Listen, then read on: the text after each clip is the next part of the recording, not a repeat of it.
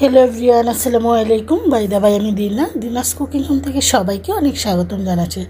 আজকে আপনাদের সাথে খুবই মজাদার একটা ভর্তা তৈরি করে দেখাবো, যা বাঙালিদের খুবই পছন্দ। সেটা হলো আলুর ভর্তা। আজকে আলুর ভর্তা হবে লাল লাল করে, ঝাল ঝাল করে বানাবো। সুস্বাদু এই আলুর ভর্তাটা এত মজা হয়েছে, আমার বাচ্চারা তো মজা করে খেয়েছে আলহামদুলিল্লাহ। আশা করি সবারই ভালো লাগবে। লোভনীয় ভর্তাটা গরম গরম ভাতের সাথে কিন্তু দারুণ। আমি এখানে সব কিছু প্রিপারেশন করে নিয়েছি। আলুগুলো সিদ্ধ করে নিয়েছি। এখানে এগুলো দেখালাম না। হাফ কাপ পেঁয়াজ চিকন করে কুচিয়ে নিয়ে আপনার ছেলে বেরস্তা দিতে পারেন। অনেকগুলো মরিচ নিয়েছি, প্রায় 20-25টি শুকনো মরিচ শুকনো খোলা তেলে, আর ছাদ বাগানের আমার বিলেতি ধনে পাতা আর ছিল সরষের তেল। প্রথমে একটা বলের মধ্যে মরিচগুলোর মধ্যে আমি লবণ এবং মরিচগুলোর মধ্যে দিয়ে মেখে নিচ্ছি। কারণ লবণটা দিয়ে মরিচটা যখন আপনারা ভাঙবেন তখন দেখবেন যে খুব সহজভাবে কিন্তু গুঁড়ো হয়ে যায়। আর এই আলুর ভর্তা এত মজা, যারা আলুর ভর্তার লাভার তারাই কিন্তু আজকের এই সুস্বাদু ভর্তাটা খুবই পছন্দ করবেন। আমার বাসাতেও যেদিন আলুর ভর্তা ডাল হবে সেদিন তো পাতিলের ভাত খুব দ্রুত গতিতেই শেষ হয়ে যায়, কারণ আমার বাচ্চারা খুবই পছন্দ করে ওরা আলুর ভর্তা এবং ডাল।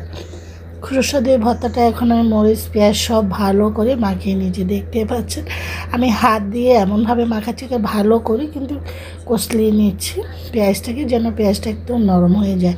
এখন দিয়ে দিচ্ছি সেই ধনে পাতা। আসলে এখন তো বাজারে দেশি ধনে পাতা পাওয়া গেলো, অত ফ্লেভার থাকে না। তো আমার ছাদ বাগানে বিলেতি ধনে গাছ আছে, সেখান থেকে কিছুটা পাতা ফ্রেশ পাতা তুলে এনে ভর্তার মধ্যে দিয়েছি। এখন দিয়ে দিচ্ছি সরষের তেল।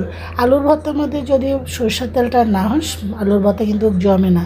এভাবেও কিন্তু এক সুস্বাদু একটা ভর্তা কিন্তু খাওয়া যায়। এভাবে এরকম মরিচ দিয়ে লবণ এরকম একটা ভর্তা গরম ভাতের সাথে কিন্তু দারুণ জমে যায়। প্রত্যেকটা জিনিস মিক্স হয়ে যাওয়ার পর এখন আলুগুলো আমি ভেঙে দিচ্ছি।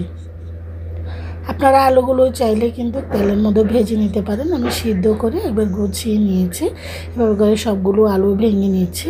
আসলে আলুর ভর্তা এমন এক মজার ভর্তা যা বাঙালি জাতির খুবই পছন্দ। ডাইনিংয়ে যতই দামি খাবার থাকুক না কেন, আলুর ভর্তা ডাউলের কাছে কিন্তু একেবারেই ফিকে। কারণ আলুর ভর্তা ডাল দিয়ে কিন্তু আপনি 2 প্লেট ভাত অনায়াসে খেয়ে ফেলতে পারবেন।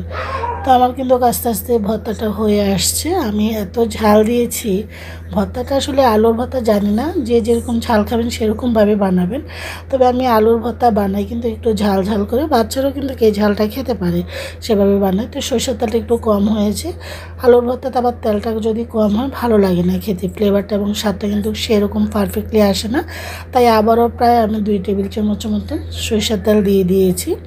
আলুর ভর্তাটা হয়ে গিয়েছে। এখানে একটা সার্ভিং প্লেটের মধ্যে আমি আলুর ভর্তাটা সার্ভ করে নিয়েছি। দেখতে পাচ্ছেন কালারটা দেখে কিন্তু খুব লোভ লাগছে।